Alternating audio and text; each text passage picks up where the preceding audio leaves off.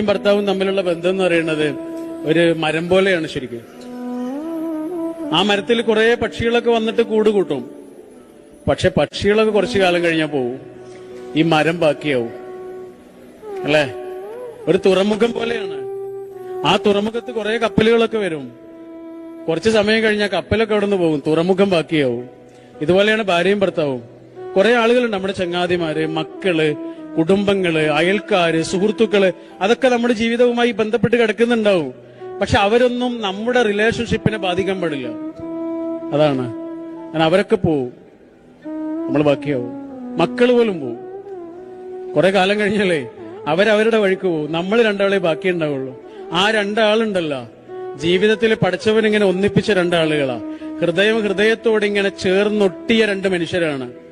ആ മനുഷ്യർ നമ്മൾ കാരണം സങ്കടപ്പെടാൻ പാടില്ല. നമ്മുടെ അസാന്നിധ്യം കാരണം സങ്കടപ്പെടാൻ പാടില്ല.